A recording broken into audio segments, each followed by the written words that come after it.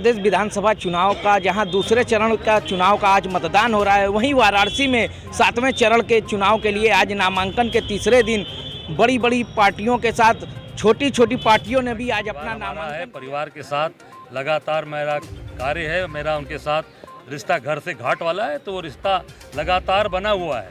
चुनाव हारने के बाद भी मैं पिंडरा अपने परिवार के साथ लगातार खड़ा रहा। सर, क्या कह रहे हैं? योगी जी कह रहे हैं कि विकास और बुलडोजर साथ साथ चलेगा, क्या कह रहे हैं? देखिए, वो उनकी अपनी सोच है।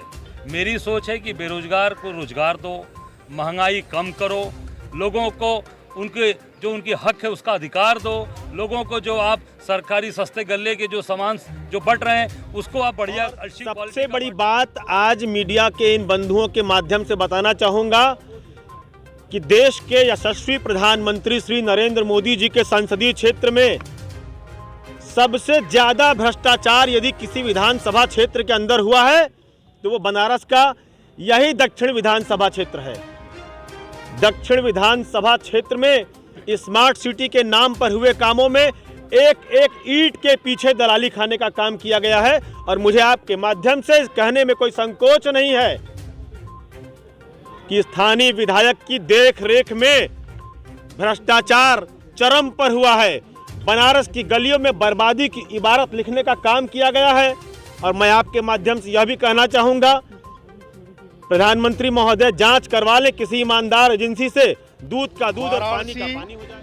उत्तर प्रदेश और देश में भारतीय जनता पार्टी आदरणीय प्रधानमंत्री जी के नेतृत्व में, उत्तर प्रदेश में आदरणीय योगी जी के नेतृत्व में, माननीय प्रधानमंत्री जी के मार्गदर्शन में बहुत दक्षिण में किससे फाइट ज़्यादा आपकी लग रही है? बीजेपी के नीलकंठ तिवारी भी प्रत्याशी के तौर पे खड़े हैं, ऐसा क्या ब्राह्मण फैक्टर होगा इस बार? ये तो जनता तय करी कि लड़ाई किससे है, ये हम आप तय नहीं कर सकते, ये पब्लिक को तय करना है। अब पब्लिक इसका 2014, 2017 और 2019 में जनता का जो प्यार और आशीर्वाद मिला था, हम पार्टी कार्यकर्ताओं ने सूद समेत उसे चुकाने का प्रयास किया है।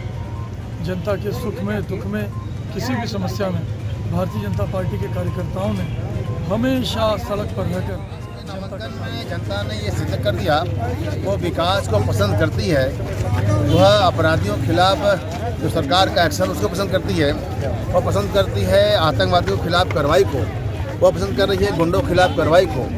और एक के खिलाफ ही जनता आज निकल करके भाजपा के सभी प्रत्याशियों को समर्थन दिया। उन्होंने, माँ बहनों ने, हमारे नौजवान मित्रों ने हमारे पर्चा दाखिला के वक्त आकर मुझे जिस तरह से लोगों ने आशीर्वाद दिया, मैं उसके लिए अपने विधानसभा के लोगों का कृतज्ञ आभार प्रकट करता हूं। अनिल भैया, आज किससे आपको टक्कर ज़्यादा लग रही है, महसूस हो रही है? किसी विधानसभा किसी से कोई टक्कर नहीं है।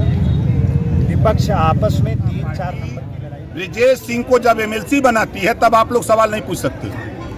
भारतीय जनता पार्टी जब ब्रिजेश सिंह को भारतीय जनता पार्टी के सिंबल पे एमएलसी बनाती है तब आप नहीं पूछते हैं, और खाली मुख्तार अतीक यही सवाल होता है। सुरेश राणा अभी लड़ा है माफिया, अभी वो संगीत सोम माफिया चुनाव लड़ा है, उसकी चर्चा नहीं है। इस नाते वो भाजपा पार्टी है। और भारतीय जनता पार्टी जो है वो झूठ बोलने वाली पार्टी है। पूरे देश से अब झूठ का सफाया होगा और उसका संदेश। भारतीय जनता पार्टी की पूर्ण बहुमत की सरकार उत्तर प्रदेश में बनने जा रही है। अपना दल यश और भारतीय जनता पार्टी संयुक्त रूप से चुनाव के मैदान में है। मैं समझता हूं कि इस बार 2022 का जो चुनाव होने जा रहा है, आदरणीय देश के यशस्वी प्रधानमंत्री आदरणीय नरेंद्र मोदी जी, उत्तर प्रदेश के यशस्वी मुख्यमंत्री आदरणीय योगी आदित्यनाथ जी और महाराष्ट्र प्रदेश के नेतृत्व में उत्तर प्रदेश की सरकार बहुमत की सरकार बनने जा रही है।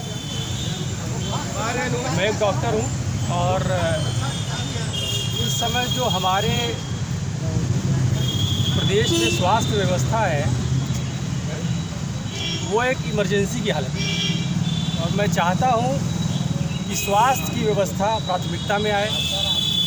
और एम्बुलेंस से आने का यही उद्देश्य है कि इस चुनाव में, राजनीति में और लोगों के बीच में स्वास्थ्य ही सबसे बड़ी प्राथमिकता है। और जो स्वास्थ्य व्यवस्था की हालत इमरजेंसी की स्थिति में पहुंच गई है, आम व्यक्ति जो ठेला चलाता है, रिक्शा चलाता है, ऑटो चलाता है, छोटा मोटा कारोबार करता है, उसके घर में अगर कोई बीमार हो जाता है तो आज हमारी स्वास्थ्य व्यवस्था ऐसी नहीं है कि उसे समय पर समुचित इलाज मिल सके।